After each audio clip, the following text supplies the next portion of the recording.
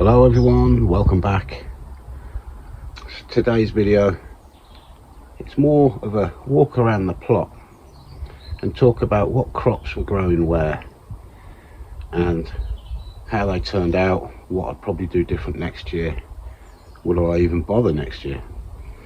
So having a bit of a reflection on the growing season, or the main growing season, and talk about what's happened and what we might do going forward. So in this area we grew Charlotte, second early potatoes in these pots, these buckets, and I was really pleased with the results. It worked really well, and I think going forward I'll just be growing potatoes in pots.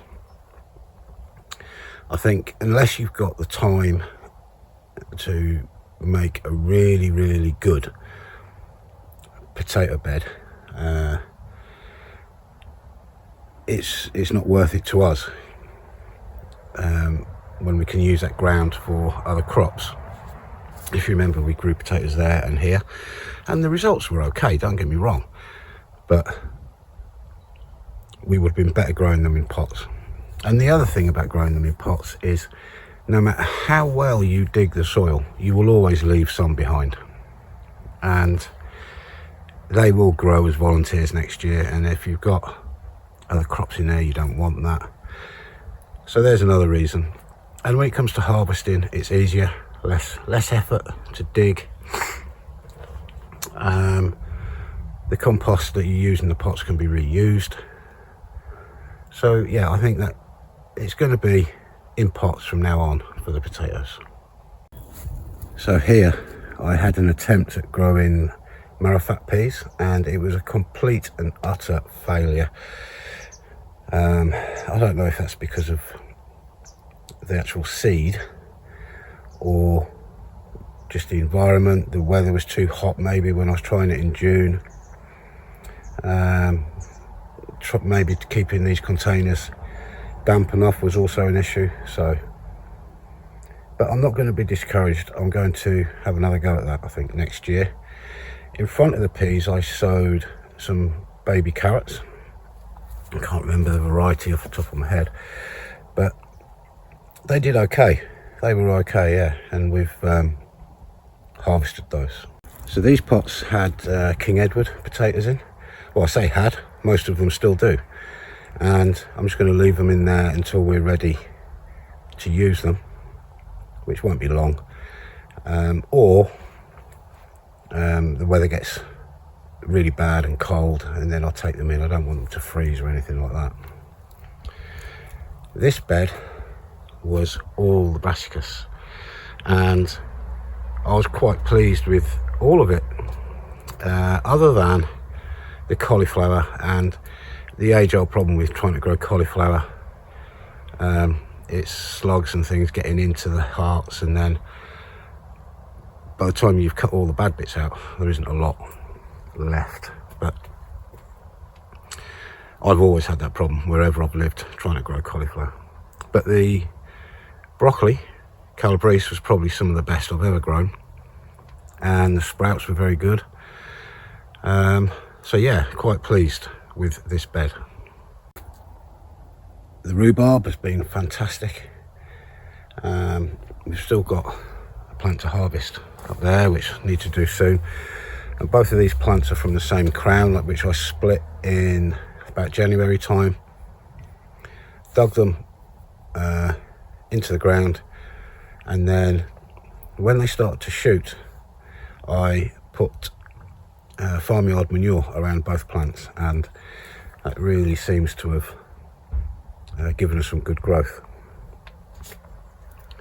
Apple trees, we've got one here and one in the front garden, and considering they're really young trees, we had about 20 small apples off them, so that was quite good. Still got swede in the ground here and over the other side in one of the pallet collar beds. I think some of these aren't any good. Might be able to get something out of some of the others. Multi-sown, not really impressed with the results, to be honest. I'm sure there's still edible parts there, but not a lot of crop for the ground that we've taken up. So a bit more research needed, experience needed on growing Swede. Now all this area, which is now full of weeds, was full of onion, and these were the Ailsa Craig that I sowed January, and they did very well. Really pleased with the results. And we had some Stuttgart onion sown as sets in one of the other beds, and they did really well also. I've always found onion one of the things I can grow. Don't know why that is, but whereas other crops I find harder to grow, and I think everybody has that. I think everybody has stuff that for some reason or another they can grow, and other things that they can't. Pak choy, this is the only one that grew out of about 20. The others got eaten by slugs or whatever, just didn't work out, so we've got one. This was all tomatoes, did great with tomatoes considering they were outside. Yeah, good crop. This is the other rhubarb plant, really needs harvesting now, but we just got so much on in the kitchen at the moment that I need to leave it a few more days. The plum tree, I never got round to pruning it. A job for the summer, late spring, but no fruit on there at all this year. I don't think it even flowered, so hopefully next year something will happen. The compost, I've still got stuff to sort out on the compost. This one, although there's some green stuff on the top there, this has actually been shut down for, well, all summer. So that actually needs digging out, sieving, and then putting in the pots. My plan is to use the shop bought compost that I bought last year that grew things well in the pots on the beds as a soil conditioner, and my homemade compost, which proved best in the potato experiment. So I'll fill all my pots with homemade, and then at the end of next year that will go on the beds, and hopefully by then these 3 bays will have produced lots of nice compost.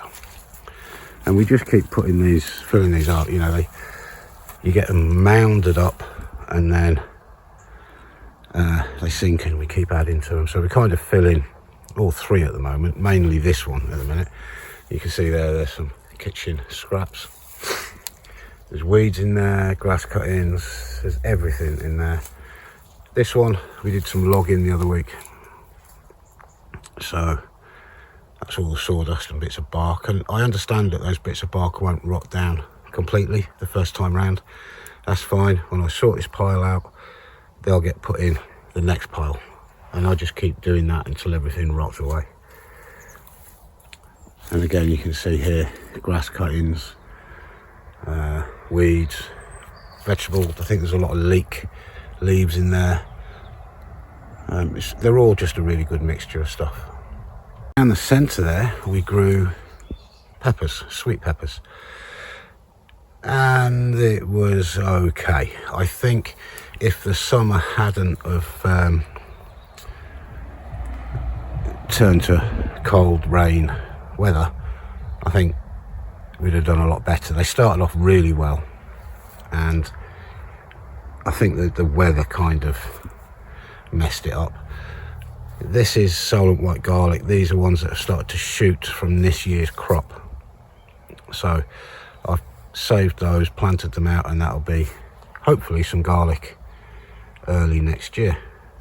In this bed we had courgettes, which was, well, it was insane. We had so many courgettes that we couldn't use them all, and yeah, madness.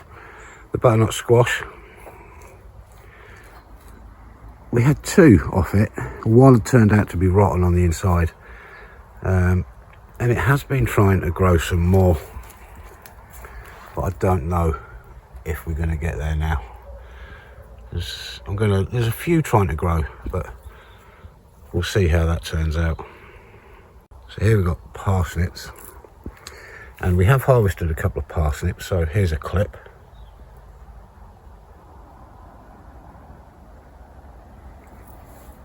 And they've turned out okay. They've turned out pretty good so far.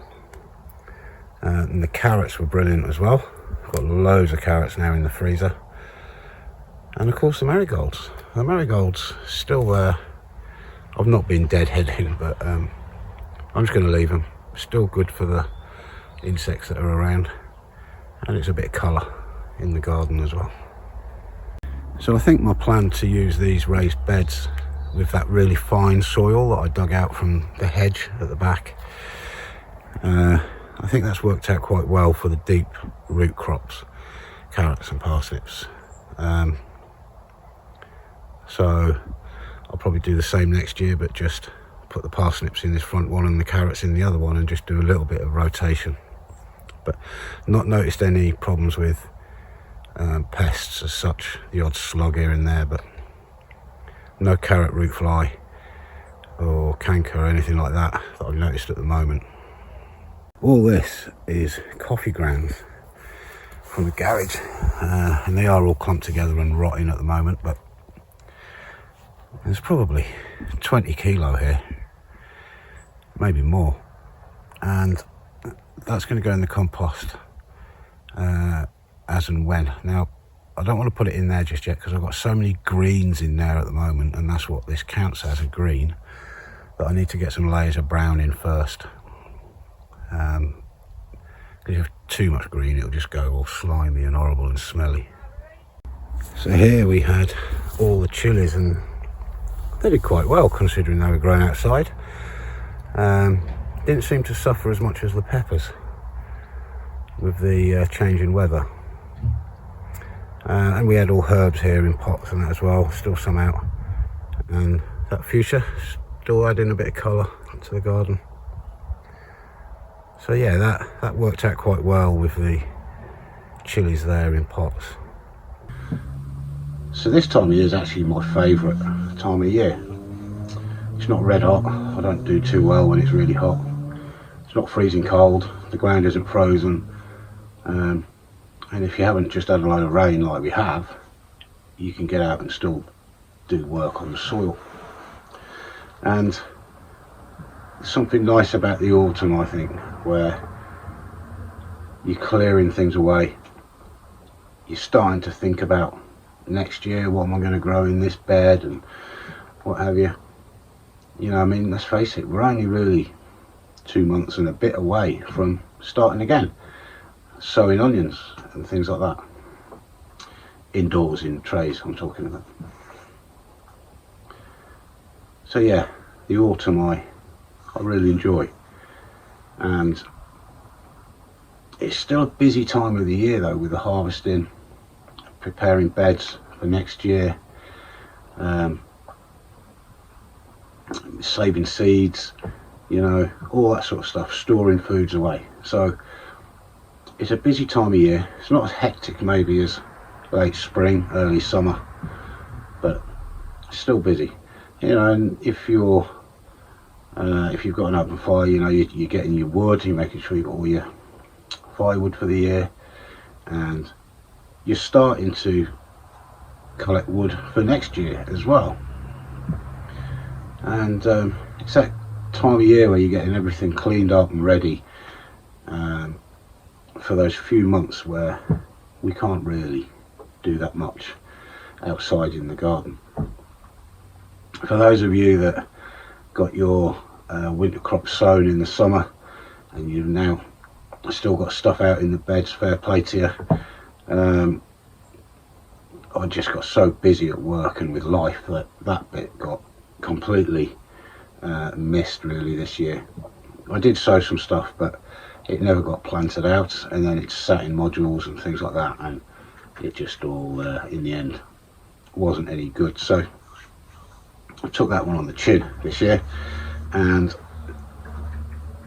I shall just work on getting the plot ready for next summer, next spring. So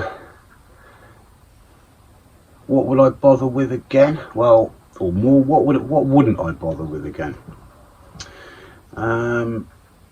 Probably wouldn't try kohlrabi again. That was a complete failure. Pak choy, yeah, I'll probably have another go at that. Maybe put it in pots instead of in the ground. Maybe a bit more protection from the slugs.